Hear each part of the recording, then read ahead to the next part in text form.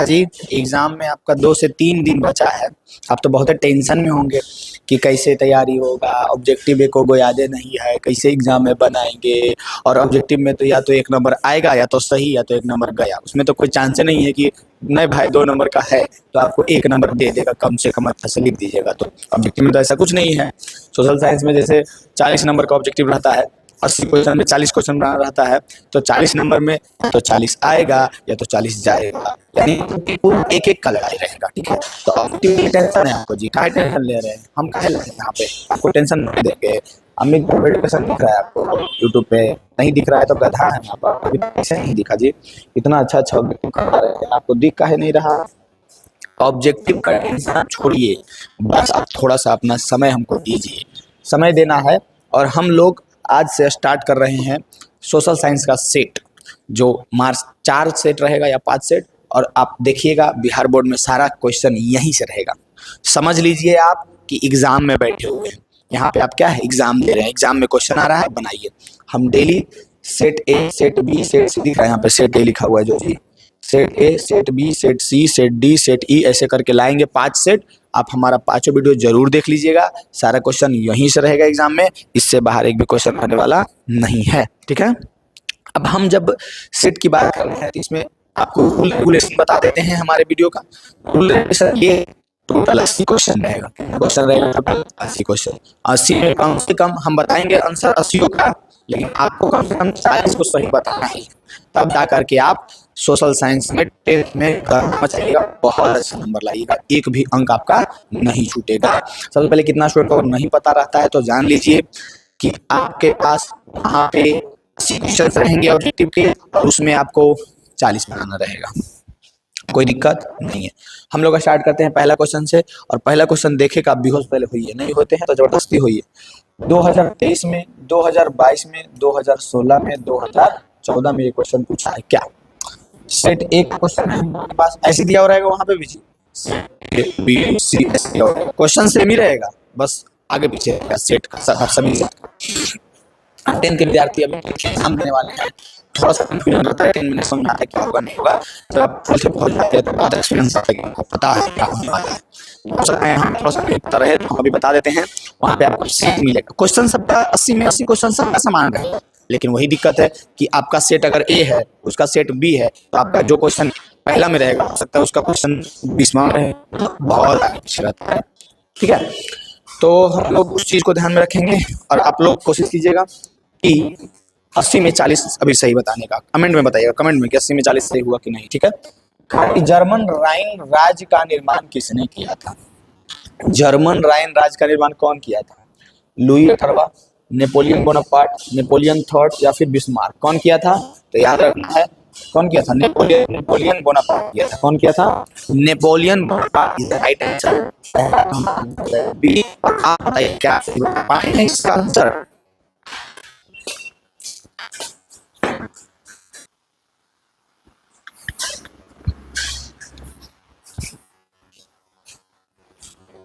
समझ लीजिए कि आप एग्जाम में बैठे हुए थे, क्या समझ लीजिए कि एग्जाम में बैठे हुए थे और ये क्वेश्चन आपके पास आ गया, तो क्या आप इसको बना पाए हैं, बताइए बना पाए हैं या नहीं।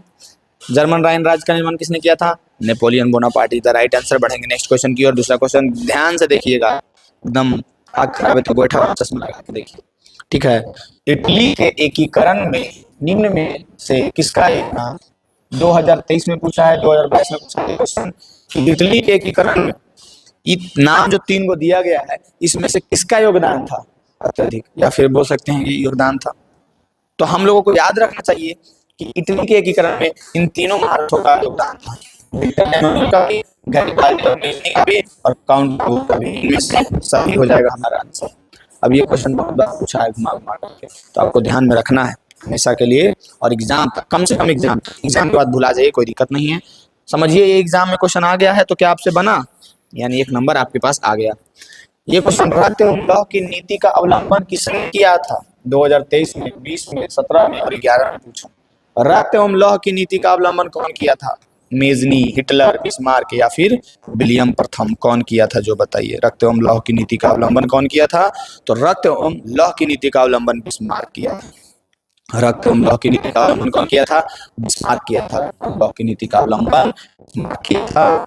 तीसरा क्वेश्चन ठीक हो गया। चौथा नंबर क्वेश्चन को देखेंगे।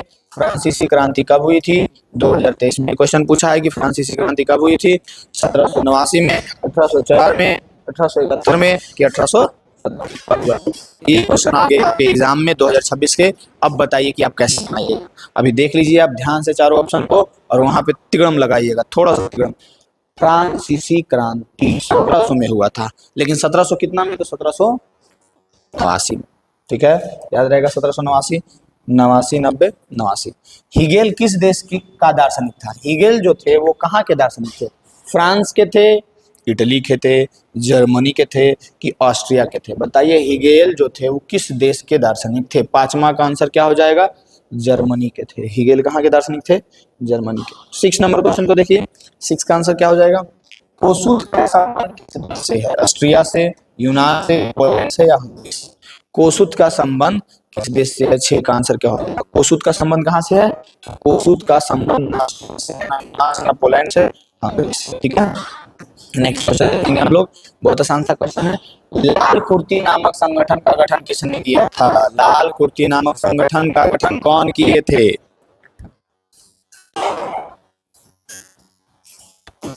इसका आंसर बताइए क्या हो जाएगा? लाल कुर्ती नामक संगठन का गठन कौन किए थे?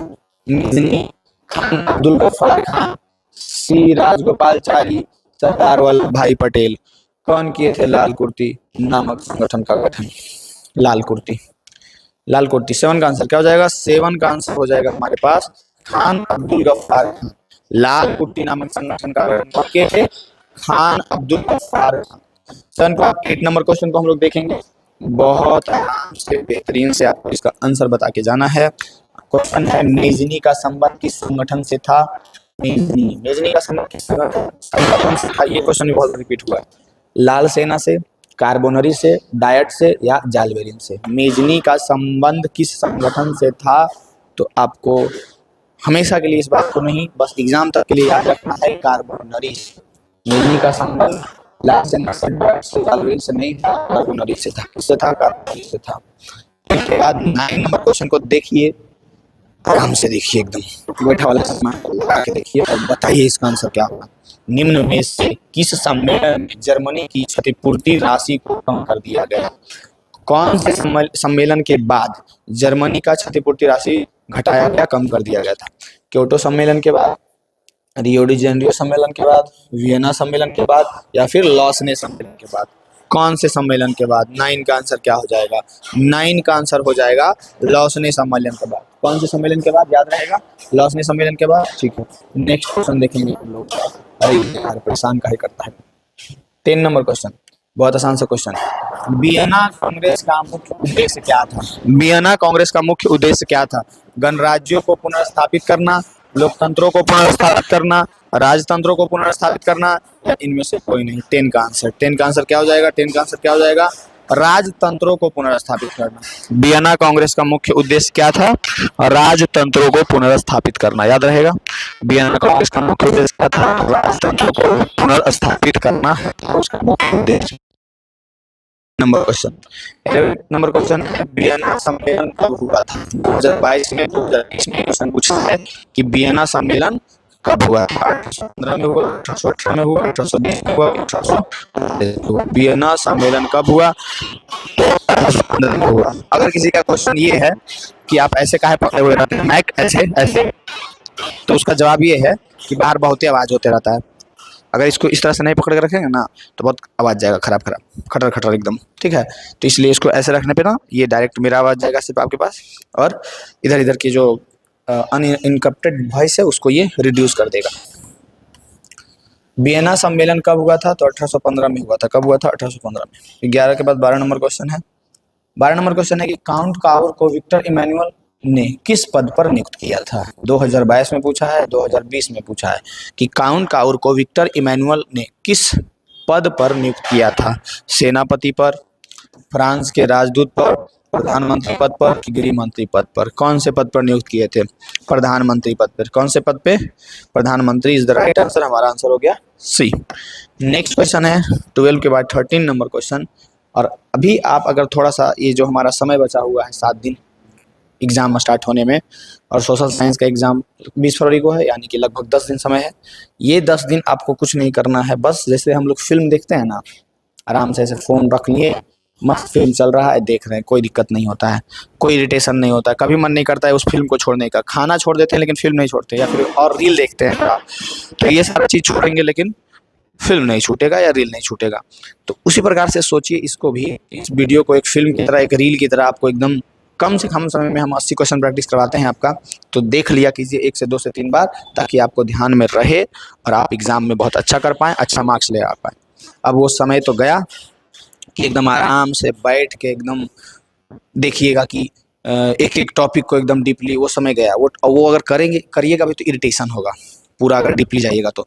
इसलिए नॉर्मली एक प्रैक्टिस की तरह याद रखिए, और जब 4 ऑप्शन है आपके पास तो कोशिश कीजिए उसको देखने का कि ये चारों है, ये चारों है, बस ध्यान से एक बार पढ़ लिया कीजिए।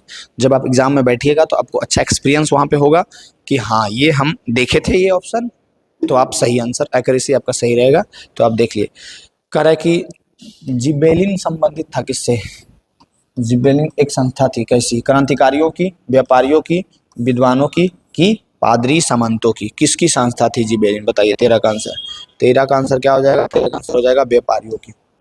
जिबेलिन एक कैसी संस्था थी? तो व्यापारियों की। 13 के बाद 14 नंबर क्वेश्चन को देखेंगे हम लोग बहुत आसान तरीके से, कि फ्रैंकफर्ट की संधि कब हुई? 1864 में, 1866 में, 1870 में या 1871 में? फ्रैंकफर्ट की संधि कब हुई? फ्रैंकफर्ट की संधि हुई थी 1871 में। 1871 में फ्रैंकफर्ट की संधि हुई। फ्रैंकफर्ट की संधि कब हुई? 1871 में हुआ था। 15 नंबर क्वेश्चन क्या है हमारे पास, कि जर्मनी के एकीकरण के लिए कौन उत्तरदायी था? जर्मनी के एकीकरण के लिए कौन उत्तरदायी थे? काउंट काउर, बिस्मार्क की गैरीवाल्डी की मेजनी? 15 का आंसर कौन था? तो बिस्मार्क था। जर्मनी के एकीकरण के लिए कौन उत्तरदायी था? तो फिलहाल इसमें हमारा जो ऑप्शन है चारों, इसमें आंसर हो जाएगा बिस्मार्क ही हो जाएगा। ठीक है। 15 के बाद 16 नंबर क्वेश्चन को देखो, और 16 नंबर क्वेश्चन को आराम से पढ़ो तुम पहले। इटली के एकीकरण में निम्न में से किसका संबंध नहीं है? इटली के एकीकरण में किसका संबंध नहीं है? बिस्मार्क, मेजनी, काउर, कौन काउर या गैरीवाल्डी? किसका संबंध नहीं है? चलिए इसका आंसर पीछे जो है ना 2 क्वेश्चन है, पीछे के 2 क्वेश्चनों से रिलेटेड है। जब हम पूछे थे कि इटली का एकीकरण में किसका भूमिका था, तो उसमें इनमें से सभी बोले थे, 4 नाम बताए थे। अभी हम बताए हैं कि जर्मनी के एकीकरण में किसका मुख्य भूमिका था, तो उसमें हम बताएं कि बिस्मार्क का था। अब इटली के एकीकरण में किसका संबंध नहीं, बताओ 3 में से, 4 में से किसका संबंध नहीं है? 16 का आंसर। 16 का आंसर क्या हो जाएगा?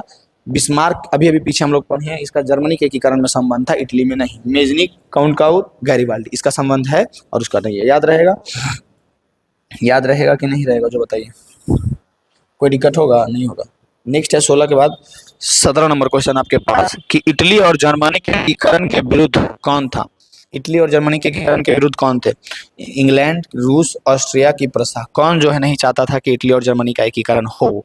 इटली और एकीकरण के विरुद्ध कौन था? तो ऑस्ट्रिया था। जर्मनी के एकीकरण के विरुद्ध कौन था? ऑस्ट्रिया था। नेक्स्ट क्वेश्चन है हमारे पास, जर्मनी के एकीकरण का प्रमुख वस्तुकार कौन था?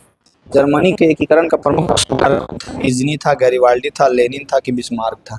जर्मनी के एकीकरण का प्रमुख वस्तुकार कौन था? जर्मनी के एकीकरण का प्रमुख वस्तुकार कौन था?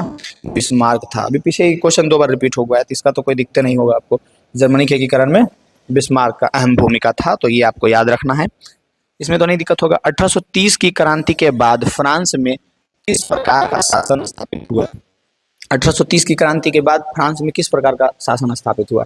संघीय शासन व्यवस्था, कि संवैधानिक राजतंत्र, कि गणराज, की अधिनायकवाद? कैसा 1830 की क्रांति के बाद फ्रांस में किस प्रकार की शासन स्थापित हुआ? तो आपको याद रखना है कि 1830 की क्रांति के बाद जो है संवैधानिक राजतंत्र स्थापित हुआ। फ्रांस में 1830 की क्रांति के बाद संवैधानिक राजतंत्र स्थापित हुआ। अब यहाँ से थोड़ा सा हमारा जानकारी आप जरूर रखिएगा। हमारा ये जो हमारा चैनल है एजी एजुकेशन, इसके अगर पीडीएफ चाहते हैं, इसके बारे में सारे इन्फॉर्मेशन आपको जानना है, हमारा टेलीग्राम चैनल है अमित गौरव एडुकेशन। ठीक है, एकदम सेम स्पेलिंग के साथ आप सर्च कीजिए, आ जाएगा, उसमें जुड़ जाइएगा। आपको ये ऑब्जेक्टिव का पीडीएफ या कुछ भी दिक्कत हो, वहाँ से आप हमारा नंबर भी ले सकते हैं, और यूज़ करके आप पीडीएफ हो, एग्ज़ाम से रिलेटेड कोई भी प्रॉब्लम हो, हम एक मेंटर की तरह आपके साथ रहेंगे पूरा एग्ज़ाम तक, और एग्ज़ाम में आप बहुत बेहतर करके आइए, अपने मनपसंद स्कोर को लाइए, और उसके बाद कमेंट में आकर के एक बस थैंक यू छोड़ के जाइए, ठीक है। नेक्स्ट है 20 नंबर क्वेश्चन क्या है कि मार्टिन लूथर कौन थे। 2020 में पूछा है कि मार्टिन लूथर कौन थे। दार्शनिक थे, राजनीतिक थे, धर्म सुधारक थे कि समाज सुधारक थे। जैसे कि कोई बोलेगा अमित गौरव कौन है, सबसे पहली बात तो एक आदमी है, जानवर तो है नहीं। और कौन है, एक मेंटर टीचर है, समझ रहे हैं ना, I am mentor and teacher, तो ठीक है। तो वैसी प्रकार से बताओ मार्टिन लूथर कौन थे, तुम्हारे दादा थे, बताओ कौन थे। 20 का आंसर, 20 का आंसर हो जाएगा धर्म सुधारक थे। कौन थे सर, धर्म सुधारक थे।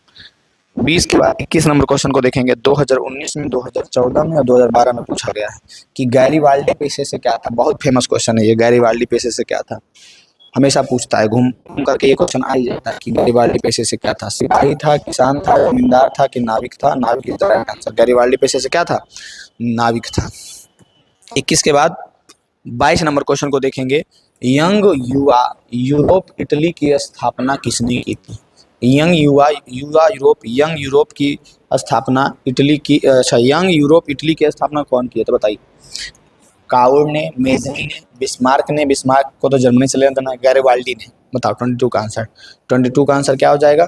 बिस्मार्क को जर्मनी से लेना देना है फिलहाल, तो इटली से नहीं था, तो याद रखना मेजनी ने यंग यूरोप इटली या फिर युवा यूरोप इटली का स्थापना किए थे। नेक्स्ट क्वेश्चन है, यूरोप का मरीज किसे कहा जाता है। रूस को कि जर्मनी को कि तुर्की को कि यूनान को। यूरोप का मरीज किसे कहा जाता है बताइए। रूस को कि जर्मनी को कि तुर्की को कि यूनान को। यूरोप का मरीज 23 का आंसर, 23 का आंसर क्या हो जाएगा, तुर्की को। यूरोप का मरीज किसे कहा जाता है, तो तुर्की को कहा जाता है। 23 के बाद 24 नंबर क्वेश्चन को देखेंगे। किस युद्ध के बाद जर्मनी का एकीकरण पूरा हुआ। 2018 में क्वेश्चन पूछा था कि कौन से युद्ध के बाद जर्मनी का एकीकरण पूरा हुआ। क्रीमिया का युद्ध के बाद, सेडोवा के युद्ध के बाद, या फिर प्रसा डेनमार्क युद्ध के बाद, या फिर सेडोन के युद्ध के बाद। कौन से युद्ध के बाद जर्मनी का एकीकरण पूरा हुआ। 24 का आंसर, 24 का आंसर क्या हो जाएगा, सेडोन के युद्ध के बाद जर्मनी का एकीकरण पूरा हुआ था। लास्ट में कौन से युद्ध के बाद जर्मनी का एकीकरण पूरा हुआ था, सेडोन के युद्ध के बाद जर्मनी का एकीकरण पूरा हुआ था। 24 के बाद 25 नंबर क्वेश्चन है, बहुत आसान सा कि यूरोप वासियों के लिए किस देश का साहित्य एवं ज्ञान विज्ञान प्रेरणा स्रोत रहा है।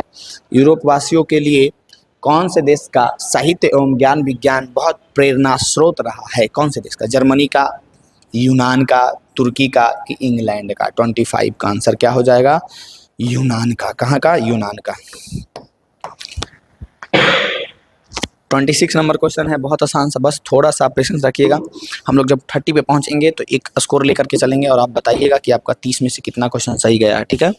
नेक्स्ट है हमारे पास कि 26 नंबर क्वेश्चन कि इटली और जर्मनी वर्तमान में किस महादेश के अंतर्गत आते हैं। अभी अभी के समय में इटली और जर्मनी कौन महादेश के किस महादेश के अंतर्गत आते हैं। जैसे हम लोग कौन सा, इंडिया है ना, हम लोग इंडिया, भारत, भारत कौन सा महादेश के अंदर आता है, एशिया आते हैं ना।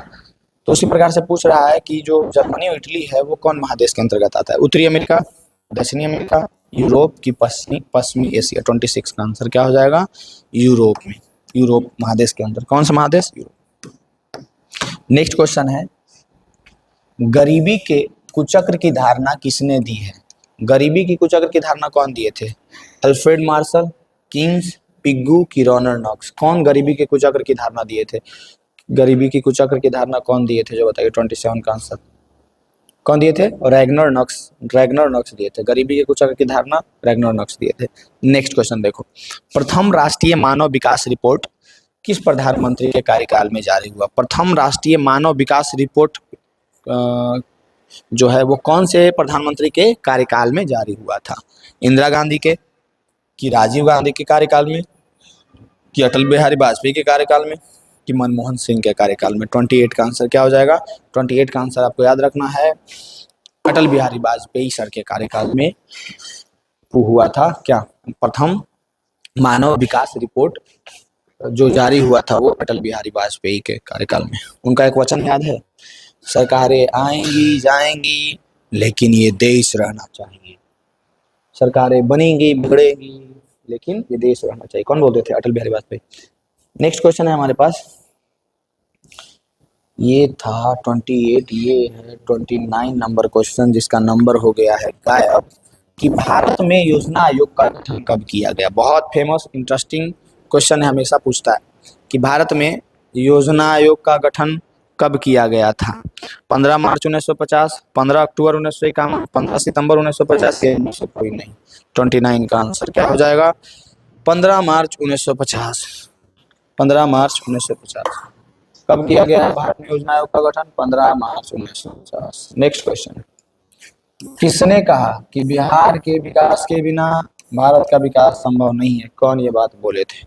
Doctor Rajendra Prasad, doctor APJ Abdul Kalam, Narendra Modi या इनमें से कोई नहीं? नरेंद्र मोदी के नाम आ गया, बताओ कौन कौन बोले थे कि बिहार के विकास के बिना भारत का विकास संभव नहीं है? इसका तर्क ये था कि अगर हमें कोई देश को देखना है कि वो विकसित है या नहीं, तो पहले हम उसके ऐसे राज्य को देखेंगे जो राज्य सबसे खराब था या सबसे गरीब था या सबसे पिछड़ा हुआ है। अगर जो सबसे पिछड़ा हुआ है वो विकसित कर गया है, इट मीन्स सब विकसित कर ही गया होगा। जो आगे बढ़ा ले तो वो आगे ही है ब्रदर, पिछला को देखना है ना।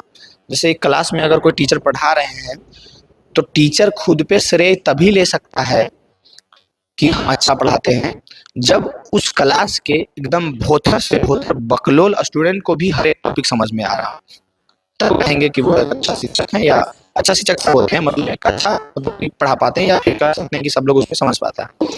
तो जो तेज स्टूडेंट है वो तो कहीं भी सीख लेगा ना, वो तो सेल्फ स्टडी करके भी सीख लेगा। लेकिन बात यहाँ पे ये होना चाहिए कि जो कमजोर से कमजोर विद्यार्थी है उनका भी एकदम टॉपिक क्लियर हो रहा है, इट मीन्स वो अच्छा टीचर है, समझ में आ रहा है। तो तुम लोग भी कभी चुनाव करो ना, तो ये मत देखो तेज स्टूडेंट को, वहाँ के कमजोर को देखो कि कमजोर का माइंडसेट क्या है, खाली बैठल रहता है या वो कुछ सीख पा रहा है। तो ये जो है डॉक्टर एपीजे अब्दुल कलाम, अब्दुल पाकिर जैनुलाब्दीन अब्दुल कलाम बोले थे कि बिहार के विकास के बिना भारत का विकास संभव नहीं है। 31 नंबर क्वेश्चन क्या है? कृषि का विकास करना किस पंचवर्षीय योजना का मुख्य उद्देश्य था? तो हम लोग जब आजाद हुए थे तो अंग्रेज ने हमारे पास बस एक ही चीज छोड़ के गया था, वो है जमीन, उसके अलावा सब लेके चल गया। समझ रहे हैं? ये बात बोले थे, ये मतलब कि कृषि के विकास करना एक कौन सा पंचवर्षीय योजना में था? तो पहली पंचवर्षीय योजना का मुख्य उद्देश्य था कृषि का विकास करना। नेक्स्ट क्वेश्चन है हमारे पास 32 नंबर क्वेश्चन, यो मानव विकास रिपोर्ट का प्रकाशन में किसके द्वारा किया गया?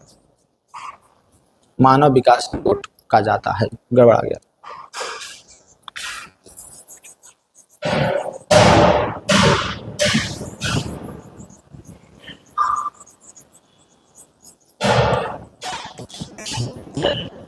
क्वेश्चन क्या है, ध्यान से सुनना मेरे वर्ड्स को। मानव विकास रिपोर्ट का प्रकाशन निम्न में से किसके द्वारा किया जाता है? समझ रहे हैं ना? मानव विकास रिपोर्ट का प्रकाशन निम्न में से किसके द्वारा किया जाता है? सर्वप्रथम कौन करवाए थे? अटल बिहारी वाजपेयी करवाए थे। तो पूछ रहा है किसके द्वारा किया जाता है, बताइए किसके द्वारा किया जाता है? WTO, WHO, UNDP या फिर ILO?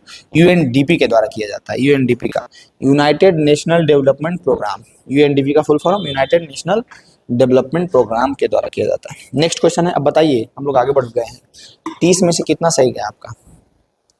30 में 10 भी तो सही गया होगा, 5 भी तो गया होगा, 30 में 30 भी तो गया होगा, 30 में 20 भी गया होगा, 25 भी गया होगा, बताइएगा कमेंट में। कह रहा है मनरेगा कार्यक्रम की शुरुआत किस राज्य से हुई? राजस्थान से, बिहार से, उत्तर प्रदेश से कि आंध्र प्रदेश से? मनरेगा कार्यक्रम की शुरुआत किस राज्य से हुई? मनरेगा कार्यक्रम की शुरुआत जो है वो हुई है कहाँ से? राजस्थान से हुई है मनरेगा कार्यक्रम की शुरुआत। नेक्स्ट क्वेश्चन है, गरीबी रेखा का निर्धारण है तो ग्रामीण क्षेत्रों के लिए प्रति व्यक्ति प्रतिदिन न्यूनतम कितनी कैलोरी निर्धारित की गई है? तो जब क्वेश्चन रहे ग्रामीण क्षेत्रों के लिए तब आंसर होगा 2400 कैलोरी, और शहरी क्षेत्रों के लिए 2100 कैलोरी। ठीक ना, शहरी क्षेत्र नहीं मतलब है, ग्रामीण क्षेत्रों के लिए कितना? तो 2400 कैलोरी। याद रहेगा? कोई दिक्कत होगा यहाँ तक? बताइए, क्वेश्चन में कोई दिक्कत नहीं होगा। नेक्स्ट क्वेश्चन है हमारे पास, अगर ये क्वेश्चन आप नहीं अभी याद करके जाते हैं तो आपसे बड़ा गधा कोई नहीं।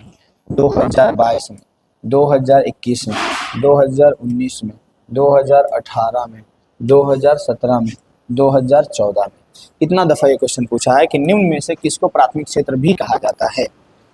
सेवा क्षेत्र, कृषि क्षेत्र, औद्योगिक क्षेत्र या इनमें से कोई नहीं? प्राथमिक क्षेत्र किसे कहा जाता है? तो प्राथमिक क्षेत्र जो है कृषि क्षेत्र को कहा जाता है। किसे कहा जाता है प्राथमिक क्षेत्र? कृषि क्षेत्र को कहा जाता है प्राथमिक क्षेत्र। प्राथमिक क्षेत्र किसे कहा जाता है बबुआन? तो प्राथमिक क्षेत्र को। 35 के बाद 36 नंबर क्वेश्चन को देखो।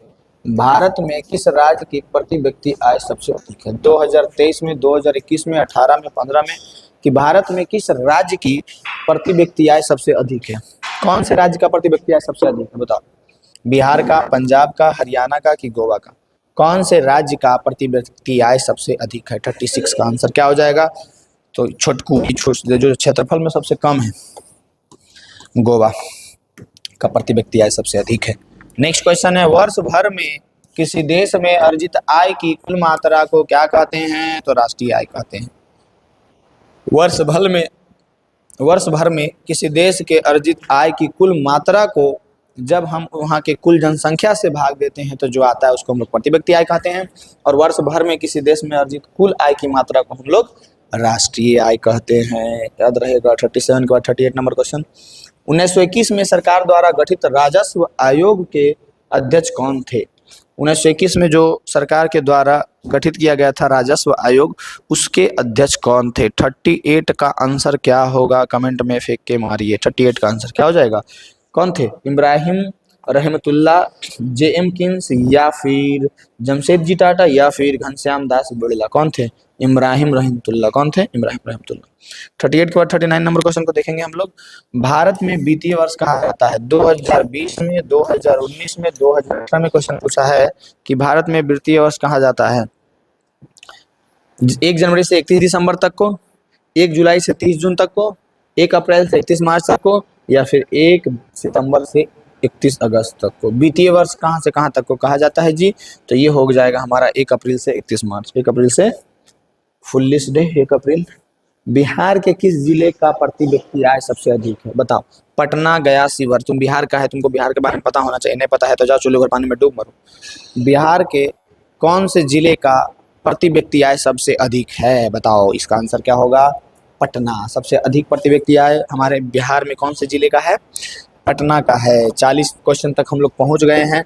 अब तुमको कमेंट में बताना है कि 40 में कितना सही गया। और अगर आप चाहते हैं कि आप एग्जाम में बेहतर करें और सिर्फ कोर्स वोर्स खरीदने के चक्कर में नहीं रहे, सिर्फ पैसा बर्बाद चक्कर में नहीं रहें, तो आपको एक बार हमारे चैनल को सब्सक्राइब करके जरूर रखना चाहिए, ताकि आप एग्जाम में बहुत गर्दा मचा सके, बहुत अच्छा बेहतरीन नंबर ला सके। ठीक है।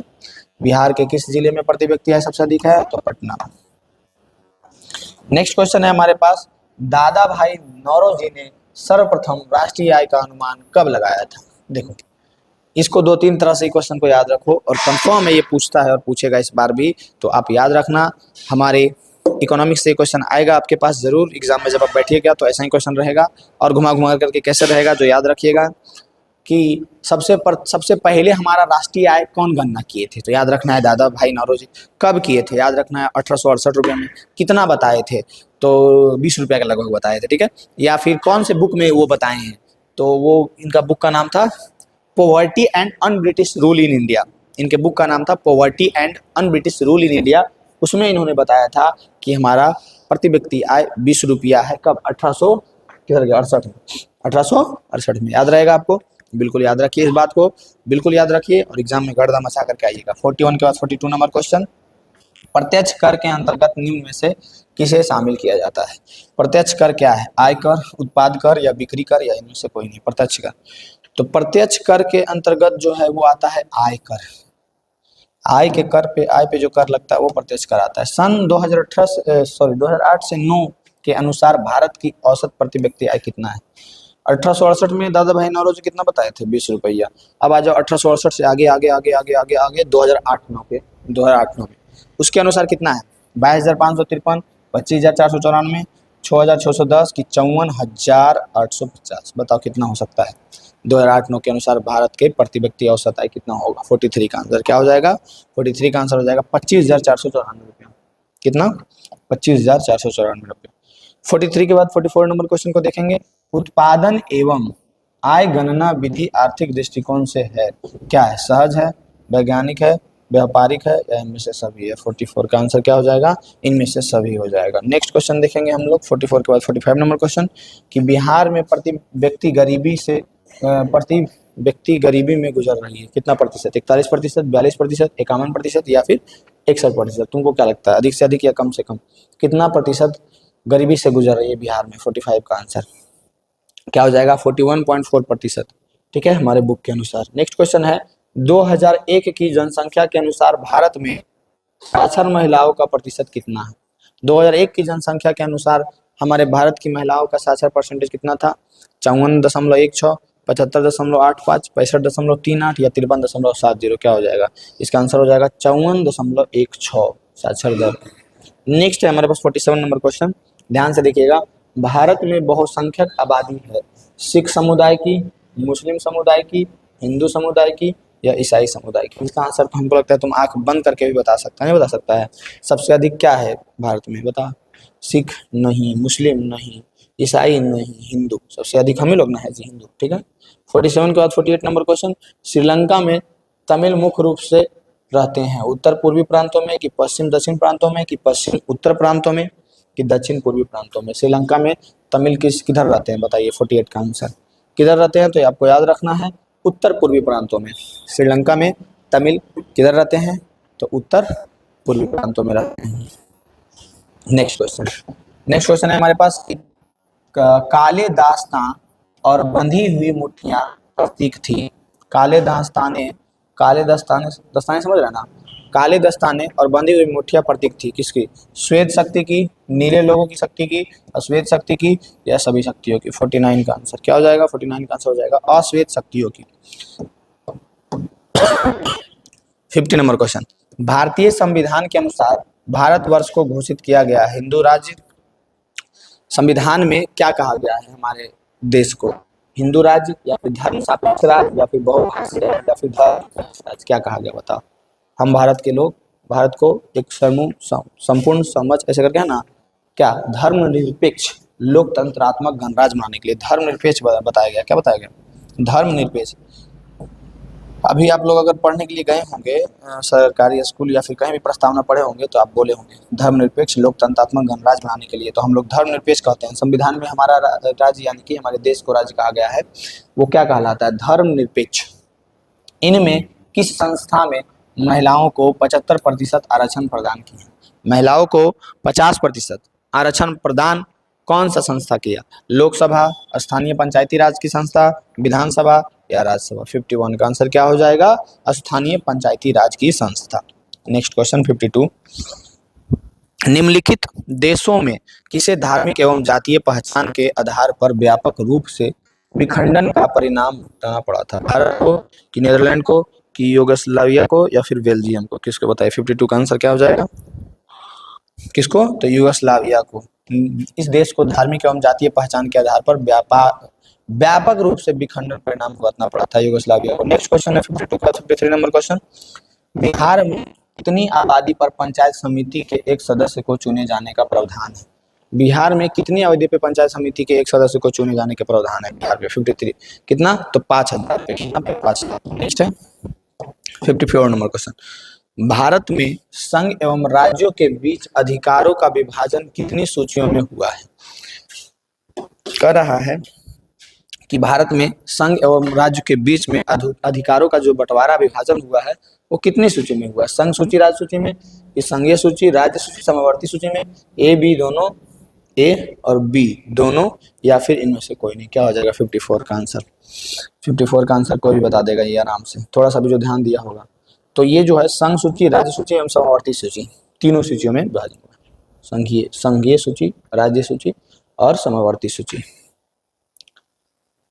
तीनों हो जाएगा। ठीक है, कोई दिक्कत नहीं है। नेक्स्ट हो जाएगा हमारा 54 के बाद 55 नंबर क्वेश्चन, इनमें से कौन केंद्र शासित क्षेत्र नहीं है? 3 ऐसे हैं जो केंद्र शासित क्षेत्र हैं और 1 ऐसे हैं जो नहीं है। कौन नहीं? मिजोरम, दिल्ली, पुडुचेरी या फिर लक्षद्वीप? 55 का आंसर अभी कौन केंद्र शासित नहीं है? तो ये मिजोरम नहीं है। ठीक है, नेक्स्ट क्वेश्चन है हमारे पास 56 नंबर क्वेश्चन, संघीय व्यवस्था में सरकार होती है एकल, दोहरी, त्रिस्तरीय या कोई नहीं? संघीय व्यवस्था में सरकार होती है, कैसी होती है संघीय व्यवस्था में सरकार? तो संघीय व्यवस्था में जो सरकार होती है वो दोहरी होती है। कैसी होती है? दोहरी। नेक्स्ट क्वेश्चन है हमारे पास 57 नंबर क्वेश्चन, कि संघीय व्यवस्था में सरकार होती है कैसी होती है? एक दलीय, द्विदलीय या फिर बहुदलीय या फिर कोई नहीं। संघीय व्यवस्था में सरकार कैसी होती है? तो संघीय व्यवस्था में सरकार जो है कैसी होती है? बहुदलीय होती है। कैसी होती है? बहुदलीय। नेक्स्ट है हमारे पास कि न्याय मित्र निम्नलिखित में से किस संस्था का सेवक है? न्याय मित्र किसका सेवक है? ग्राम कचहरी का, ग्राम सभा का, पंचायत समिति का या फिर नगर पंचायत का? बताओ न्याय मित्र किस संस्था का सेवक है? 58 का आंसर। न्याय मित्र किस संस्था का सेवक है? तो न्याय मित्र जो है ग्राम कचहरी का सेवक है। न्याय मित्र जो है ग्राम कचहरी का सेवक है। 58 के बाद 59 नंबर क्वेश्चन है हमारे पास कि पंचायती समिति का कार्यालय कार्यपालक पदाधिकारी कौन होता है? पंचायत समिति का कार्यपालक पदाधिकारी कौन होता है? बताइए पंचायत समिति का कार्यपालक पदाधिकारी कौन होता है? थाना प्रभारी, प्रखंड विकास पदाधिकारी या फिर प्रखंड कृषि अधिकारी या फिर प्रखंड शिक्षा पदाधिकारी कौन होता है? 59 का आंसर क्या हो जाएगा? 59 का आंसर हो जाएगा प्रखंड विकास पदाधिकारी। क्या हो जाएगा? प्रखंड विकास पदाधिकारी। 60 नंबर क्वेश्चन को देखेंगे हम लोग। बिहार का पंचायती राज संस्थाएं होती है एक स्तरीय, दो स्तरीय, त्रिस्तरीय, इनमें से सभी। बिहार का जो पंचायती राज संस्था है वो कैसा होता है? एक स्तरीय, द्विस्तरीय, त्रिस्तरीय या फिर सभी? बताइए 60 का आंसर क्या हो जाएगा? 60 का आंसर हो जाएगा त्रिस्तरीय होता है। कैसा होता है? 61 नंबर क्वेश्चन ध्यान से देखिएगा और आप जो बताइएगा आप इस सेट प्रैक्टिस को कहाँ तक फील कर पाए हैं और आपका कितना आंसर सही गया है। निम्न में कौन सा पंचायती राज के त्रिस्तरीय संरचना का भाग नहीं है? कौन जो है पंचायती राज के त्रिस्तरीय संरचना का भाग नहीं है? ग्राम पंचायत, पंचायत समिति, जिला परिषद की राज्य परिषद? कौन जो है पंचायती राज के त्रिस्तरीय संरचना का भाग नहीं है? 61 का आंसर क्या हो जाएगा? 61 का आंसर हो जाएगा राज्य परिषद। कौन नहीं है? राज्य परिषद। नेक्स्ट क्वेश्चन है हमारे पास 62 नंबर क्वेश्चन। ध्यान से देखिए, बताइए भारतीय शासन प्रणाली है कैसी है? संघात्मक है, एकात्मक है और संघात्मक है, कैसी होती है? भारतीय शासन प्रणाली को नहीं पता है तो एक काम करो, क्या करो? पाकिस्तान चला जाओ। संघात्मक पता तो ठीक है, चल जाओ जहाँ जाना। निम्न में पुरानी जलोढ़ मिट्टी कौन है? खादर, बांकर, लैटराइट कौन है? पुरानी जलोढ़ मिट्टी कौन है? पुरानी जलोढ़ मिट्टी कौन है? तो पुरानी जलोढ़ मिट्टी जो है बांगर है। कौन है? बांगर। नेक्स्ट क्वेश्चन है हमारे पास, ध्यान से देखिएगा। 2022 में, 2021 में, 2020 में, 2014 में, 2012 में पूछा गया है कि पंजाब में भूमि निम्नीकरण का मुख्य कारण क्या था? वनोन्मूलन था कि गहन खेती था, खेती पशु चारा था कि अधिक सिंचाई था? तो पंजाब में जो भूमि निम्नीकरण का कारण था वो क्या था? वो था अधिक सिंचाई, वहां अधिक से अधिक सिंचाई। नेक्स्ट क्वेश्चन, करे बिहार में अति जल दोहन से किस तत्व का संकेंद्रण बढ़ा? बिहार में अति जल दोहन से कौन से तत्व का संकेंद्रण बढ़ा? फ्लोराइड का, क्लोराइड का या फिर आर्सेनिक का कि लौह का? 65 का आंसर क्या हो जाएगा? 65 का आंसर आर्सेनिक का। किसका? आर्सेनिक। नेक्स्ट क्वेश्चन देखो 66 नंबर, मरुस्थलीय मृदा किस राज्य में पाया जाता है? अथवा मरुस्थलीय मृदा का विस्तार निम्न से कहाँ है? उत्तर प्रदेश, राजस्थान, कर्नाटक या महाराष्ट्र? इसका आंसर तो कोई भी बता सकता है, आप भी बता सकते हैं। मरुस्थलीय मृदा सबसे अधिक कहाँ है? तो आंसर हो जाएगा हमारा राजस्थान में। कहाँ है? राजस्थान में। कोई दिक्कत होगा इस क्वेश्चन में? जी मरुस्थलीय मृदा अत्यधिक कहाँ है? राजस्थान में है। 66 का आंसर। कोई दिक्कत बताइए? नहीं दिक्कत है। नेक्स्ट क्वेश्चन देखेंगे 67 नंबर क्वेश्चन कि काली मृदा 2019 में, 2017 में, 2015 में, 2013 में काली मृदा का दूसरा नाम क्या है? काली मिट्टी, रेगुर मिट्टी, लाल मिट्टी, पर्वतीय मिट्टी? काली मृदा का दूसरा नाम क्या है? काली मृदा का दूसरा नाम क्या है? रेगुर मिट्टी। काली मृदा का दूसरा नाम रेगुर मिट्टी। नेक्स्ट 68 नंबर क्वेश्चन, काली मिट्टी उपयुक्त है 2019 में पूछा है कपास के लिए, लीची के लिए, गेहूं के लिए या बाजरा के लिए? काली मिट्टी किस चीज के लिए उपयुक्त है? 68 का आंसर। 68 का आंसर क्या हो जाएगा? कपास के लिए। काली मिट्टी किस चीज के लिए उपयुक्त है? सबसे ज्यादा कपास के लिए। 2018 और 2016 पूछा है सोपानी कृषि किस राज्य में प्रचलित है? कृषि की जो व्यवस्था है, सोपानी की विधि, वो कौन से राज्य में प्रचलित है? हरियाणा में, पंजाब में, बिहार के मैदानी क्षेत्र में या उत्तराखंड में? कहाँ सोपानी कृषि प्रचलित है? बताइए 69 का आंसर। सोपानी कृषि जो प्रचलित है वो उत्तराखंड में। कहाँ है? उत्तराखंड। नेक्स्ट है 70 नंबर क्वेश्चन। टेंशन मत लीजिए, 10 क्वेश्चन और है, उसके बाद हम लोग अभी मंजिल पे पहुंच जाएंगे और गर्दा मचाएंगे अपने एग्जाम में। एकदम सेम ऐसा ही क्वेश्चन तुमको दिखेगा। सेट ए तुम कर लिया, इसके बाद जाकर के सेट बी भी वीडियो देख लेना, सेट सी भी देख लेना अच्छा से, ताकि तुम वहाँ पे बहुत बेहतर कर सको एग्जाम में। और जितना क्वेश्चन तुम प्रैक्टिस किया रहेगा, और यही सब क्वेश्चन रहने वाला है यार, तुम एक बार देख लो, यही सब क्वेश्चन रहने वाला है। मेढक के प्रजनन को नष्ट करने वाला रसायन कौन है? बेंजीन, यूरिया, एंड्रिन या फास्फोरस? मेढक के प्रजनन को नष्ट करने वाला रसायन कौन सा है? 70 का आंसर क्या हो जाएगा? मेढक के प्रजनन को नष्ट करने वाला रसायन है एंड्रीन। कौन है? एंड्रीन। सी हो जाएगा 70 का। 71 नंबर क्वेश्चन को हम लोग देखेंगे ध्यान से कि भारत में सर्वाधिक क्षेत्र पर किस मिट्टी का विस्तार है? जलोढ़ का, काली का, पर्वतीय का, लेटराइट का? भारत में सर्वाधिक क्षेत्र पर किस मिट्टी का विस्तार है? भारत के सबसे अधिक क्षेत्र पर कैसा मिट्टी है? जलोढ़ है कि काली है कि पर्वतीय है कि लेटराइट है? बताइए। इंडिया के रहने वाले हैं, इंडिया की मिट्टी के बारे में नहीं पता है तो पाकिस्तान चला जाओ। बताओ जल्दी। भारत में सर्वाधिक क्षेत्र पर किस मिट्टी का विस्तार है? जलोढ़ का, काली का, पर्वतीय का, लेटराइट का? 71 का आंसर। 71 का आंसर क्या हो जाएगा? जलोढ़ मिट्टी है। कैसी मिट्टी है? जलोढ़ मिट्टी है। नहीं आंसर पता है तो कहाँ जाना है? पाकिस्तान चले जाओ। कृषि सुखाड़ होता है 2023 में, 2013 में पूछा गया है कि कृषि सुखाड़ होता है जल के अब। ये क्वेश्चन कॉमन सेंस पे आधारित है। कॉमन सेंस पे अगर नहीं बता पा रहे ना तुम, तो तुम अब कहाँ जाओ? चल जाओ, चाइना चला जाओ। नहीं, तुम पाकिस्तानी जाओ यार, पाकिस्तानी ठीक ठाक रहेगा। कृषि सुखाड़ होता है जल के अभाव में, मिट्टी के नमी के अभाव में, मिट्टी के क्षय के कारण, मिट्टी के लवणता के कारण? बताओ। इसका अगर जवाब नहीं बताया तो सही बता रहे हैं, भाग जाना एकदम पाकिस्तान में। तुम जहां दिख गया वहां तुमको गोली मार देंगे। तो जो कृषि का सुखाड़ होता है वो जल के अभाव के कारण होगा यार, कॉमन सी बात है। नेक्स्ट है 72। कोई दिक्कत है 72 में? नहीं है। 72 के बाद 73 नंबर क्वेश्चन को देखेंगे।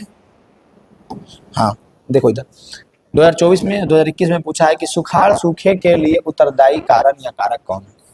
हाँ, ये भी कॉमन सेंस पे। अभी तुम बड़ा हो गया ना, कम से कम 15 साल का हो ही गया होगा, है ना? 15 साल का। अब बताओ तुम, सुखाड़ सूखे के लिए उत्तरदायी कारण क्या है? जल वर्षा की कमी, भूकंप, बाढ़ या ज्वालामुखी की क्रिया? बताओ, एक कॉमन सेंस लगाओ, बताओ कि सुखाड़ सूखे के लिए उत्तरदायी कौन है? हम है कि तुम? कि जल वर्षा की कमी है, कि भूकंप है, कि बाढ़ है, कि ज्वालामुखी? इसका आंसर नहीं बताया ना आप, तब बांस के देखा है, हरियर बांस, हाँ, उसको काट के लाएंगे, तुमको दौड़ा दौड़ा करके मारेंगे, एकदम भेज देंगे पाकिस्तान दौड़ाते दौड़ाते। जल या वर्षा की कमी के कारण सुखाड़ उत्तरदायी है, और किसके कारण? गधा कहीं का। नेक्स्ट क्वेश्चन 63 के बाद 64 नंबर देखो। 2022, 2018, 2016, 2014, क्वेश्चन नंबर 74 बताओ। बहुत आसान सा क्वेश्चन है। नदियों में बाढ़ आने का प्रमुख कारण क्या है? हरियर बास अभी भी है मेरे पास, एकदम दौड़ा दौड़ा के मार के तुमको पाकिस्तान भेजा देंगे। इसका आंसर सही से बता दो। नदियों में बाढ़ आने का प्रमुख कारण क्या है? जल का अधिकता, वर्षा का अधिकता, नदी की तली में अवसाद का जमाव, या इनमें से सभी? बताओ 74 का आंसर। 74 का आंसर हो जाएगा नदी के तली में अवसाद का जमा, या फिर वर्षा की अधिकता, या फिर जल की अधिकता, या इनमें से सभी। 74 का आंसर तुम कमेंट में फेंक के मारेगा, हम नहीं बताएंगे। बहुत आसान सा क्वेश्चन रहने दो, तुम्हारे लिए तुम बता देगा। चलो इसका आंसर तुम जरूर बता देना, ठीक है। 74 के बाद 75 नंबर क्वेश्चन देखेंगे। सर्वाधिक बाढ़ प्रभावित देश 2022 सबसे अधिक कौन सा देश प्रभावित है? पाकिस्तान, ईरान, बांग्लादेश की भूटान? बाढ़ से सबसे ज्यादा प्रभावित कौन है? तो बांग्लादेश है। चारों के पेज, ठीक है। 75 पर 76 नंबर क्वेश्चन को देखेंगे। और बताओ बिहार में कौन बाढ़ कौन क्षेत्र है? बिहार का कौन सा क्षेत्र अथवा बाढ़ का क्षेत्र है सबसे ज्यादा? पूर्वी बिहार की, दक्षिणी बिहार की, पश्चिमी बिहार की, उत्तरी बिहार? कौन जो है बाढ़ से सबसे ज्यादा परेशान बता है? 76 का आंसर क्या हो जाएगा? उत्तरी बिहार। आंसर क्या हो जाएगा? उत्तरी बिहार हो जाएगा। क्या हो जाएगा? उत्तरी बिहार। 76 का 77 नंबर क्वेश्चन को देखिए और इसका आंसर बताइए। बिहार का कौन सा भाग सर्वाधिक सूखा प्रवण है? 2021 में क्वेश्चन पूछा था। अभी अभी बाढ़ प्रवण था, सबसे अधिक बाढ़ कहाँ आता है? यहाँ में एक दिक्कत है, एक तरफ एकदम बाढ़ घर टूट रहा है और दूसरा तरफ सुखाड़े, फसल भी नहीं हो रहा है। तो बिहार का कौन सा भाग जो है सर्वाधिक सूखा प्रवण है? बिहार का कौन सा भाग सर्वाधिक सूखा प्रवण है? उत्तरी बिहार, पूर्वी बिहार, दक्षिणी बिहार, या इनमें से कोई नहीं? 77 का आंसर क्या हो जाएगा? 77 का आंसर क्या हो जाएगा? दक्षिणी बिहार। उत्तरी बिहार में पूरा बाढ़ से सब दह रहा है और दक्षिणी बिहार में पूरा सुखाड़े हो रहा है, समझ रहा है ना? ऐसे याद रखना, उत्तरी बिहार में पूरा बाढ़, उत्तर के अपोजिट दक्षिण में एकदम सुखाड़। 77 के बाद 78 नंबर क्वेश्चन। आपदा प्रबंधन का प्रमुख घटक कौन है? स्थानीय प्रशासन, या फिर स्वयंसेवी संगठन, या फिर गांव या मोहल्ले के लोग, या इनमें से सभी? आपदा प्रबंधन का प्रमुख घटक कौन है? 78 का आंसर। आपदा प्रबंधन का घटक जो है ये सभी है, इनमें से सभी हो जाएगा। 78 के बाद 79 नंबर क्वेश्चन को देखेंगे हम लोग। इसका आंसर काउंट में फेंक के मारो तुम। सुखाड़ या सूखा किस प्रकार की आपदा है? 2020 में, 2017 में, 2016 में पूछा है कि सुखाड़ कैसी आपदा है? क्या ये प्राकृतिक आपदा है? क्या मानवीय आपदा है? या फिर सामान्य आपदा है? या इनमें से कोई नहीं? तो सुखाड़ या सूखा जो है किस प्रकार की आपदा है? इसका आंसर तुम बता सकता है? नहीं बताएगा? हरियर बात अभी भी है मेरे पास, दौड़ा दौड़ा करके मारेंगे। यही क्वेश्चन सोचो एग्जाम में आया है तो क्या तुम नहीं बना पाएगा? प्राकृतिक आपदा है, तुम्हारे दलदल आते हैं, सुखाड़, हाँ? बारिश से तुम्हारे दलदल रोक देते हैं कि ओ बारिश नहीं होने हो, गधा हवा। प्राकृतिक आपदा है, कैसा आपदा? हरियर बात से हम दौड़ा दौड़ा मारेंगे, आंसर सही से बताओ। बाढ़ क्या है? प्राकृतिक आपदा, मानव जनित, सामान्य, बताओ। अब बाढ़ तुम्हारे दलदल आते हैं, हाँ? अगर तुम्हारे दलदल आते हैं तो मानव जनित आपदा है, अगर तुम लाता है तो मानव जनित आपदा है। और सबके घरे घरे बाढ़ आता है एकदम आराम से, कोई दिक्कत नहीं, तो सामान्य आपदा है, एकदम आराम से बाढ़ में रहते हैं, हम स्विमिंग पूल नहीं नहाते तो सामान्य आपदा है। अब अगर ये सब बात नहीं है तो प्राकृतिक आपदा है। बाढ़ कैसी आपदा है? अब बताओ, कोई दिक्कत हुआ यहाँ तक? समझ में आया? बाढ़ कैसी आपदा है तो प्राकृतिक आपदा है। आपदा वाला क्वेश्चन रहेगा, ध्यान रखना वहाँ पे बस थोड़ा सा। और यहाँ तक आपको पहुँच गए हैं अगर हमारे वीडियो के इस छोर तक, तो आपको बहुत बहुत धन्यवाद, कांग्रेचुलेसन, आप एग्जाम में बहुत अच्छे नंबर लाने वाले हैं और हम आपके शुक्रगुजार हैं। देखो हाथ जोड़ के, अच्छा किया तुम यहाँ तक आ गया ब्रदर। जरूर देखो, सभी वीडियोस को देखो, हमारे सभी सेट को देखो, और तुम एग्जाम में बहुत अच्छा करने वाला है, समझ रहा है ना? एग्जाम के बाद आना, हमारे कमेंट में जरूर थैंक यू लिख करके जाना, क्योंकि एग्जाम में एकदम ऐसा ही और यही क्वेश्चन रहने वाला है। यही चीज़ का लोग पैसा ले रहा है, हम लोग को फ्री में पढ़ाएंगे, फ्री में, समझ रहा है ना? तो तुम देख के जाओ, अभी तुम्हारे पास 10 दिन टाइम है ना यार, 30-40 मिनट का मेरा वीडियो रहता है, गर्दन मसा दो एकदम, देख के जाओ पूरा, और उसके बाद एग्जाम में देखना एकदम होगा, आप ही से होगा, आप ही से आएगा 85% और आप ही बनिएगा, क्या टेंशन ले रहे हैं? बस आप एकदम अच्छा से देख करके जाइए, अब तैयारी कीजिए कि टॉपर बन जाइएगा, तो कैसे आपको वहाँ पे जवाब देना है जब बोर्ड में पूछेगा बुला के। अभी से तैयारी कीजिए, टेंशन मत लीजिए, पढ़िए और देखिए हमारे ऑब्जेक्टिव को, और यही सब क्वेश्चन रहने वाले हैं और आपके बहुत अच्छे मार्क्स आने वाले हैं। हमारे बारे में थोड़ा सा जान जाइए कि आप यूट्यूब पे जाइए, अमित गौरव एजुकेशन सर्च कीजिए, और वहाँ पे आप जा करके हमारे ऑब्जेक्टिव सीरीज़ को जरूर देखिए, बहुत अच्छे लोगों ने देख रहे हैं, ऐसा बात नहीं है। चाहे अमित सर ऑफिशियल हो, चाहे अमित गौरव एजुकेशन हो, चाहे एजुकेशन हो, किसी भी चैनल पे जा करके आराम से आप देखिएगा, आपको मिल जाएगा ऑब्जेक्टिव सीरीज। और ये सेट वाला वीडियो जरूर देख लीजिए, ये सेट, इसके बाद कुछ वीडियो सोशल साइंस में नहीं बनाने वाले हैं। सोशल साइंस के लिए वीडियो लास्ट रहेगा, सेट ऐसे डी तक ही देंगे या फिर ई तक देख सकते हैं, वो डिपेंड करेगा कहाँ से देखते हैं, कम से कम ही होंगे, उतना तुम देख के जाना, पूरा सेट हमारा जरूर देख के जाना सोशल साइंस का। यहीं से क्वेश्चन रहेगा, इससे बाहर कुछ भी नहीं रहेगा। यहाँ तक पहुँचने के लिए बहुत बहुत धन्यवाद, थैंक यू।